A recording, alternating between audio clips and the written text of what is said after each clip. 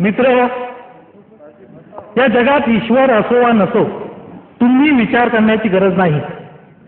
या जगात ज्या घडामोडी घडत असतात ती माणसंच करीत असतात.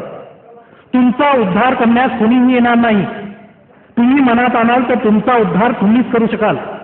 पंढरपूर, त्र्यंबक, काशी, हरिद्वार या ठिकाणी यात्रा करून, एकादशी, सोमवार वगैरे उपवास करून, शिवलीलामृत, शनी महात्म्य, गुरुचरित्र इत्यादी पोथ्यांची पारायण करून तुमचा उद्धार होणार नाही. तुमचे वाडवडील हजारो वर्ष या गोष्टी करीत आले तरी तुमच्या शोचनीय स्थितीत तसूभर सुद्धा फरक पडला नाही. तुम्ही केलेल्या उपोषणांनी तुमची उपासमार कळली नाही.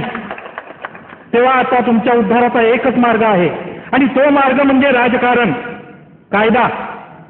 पोटभर अन्न, राहण्यात जागा, द्रव्यार्जनाचं साधन तुम्हाला मिळत नाही, याला कारण देव किंवा दैव दोन्हीही नाही.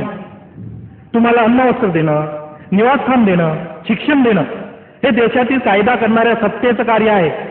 सर्व सुखांचा आधार कायदा आहे. तेव्हा कायदा करण्याची शक्ती पूर्णपणे हस्तगत करा. लक्षात ठेवा, समाज जागृत, सुशिक्षित व स्वाभिमानी असेल तरच त्याचं सामर्थ्य वाढेल. 100 दिवस मेंढरागत जगण्यापेक्षा एक दिवस का होईना पण सिंहासारखं जगलं पाहिजे.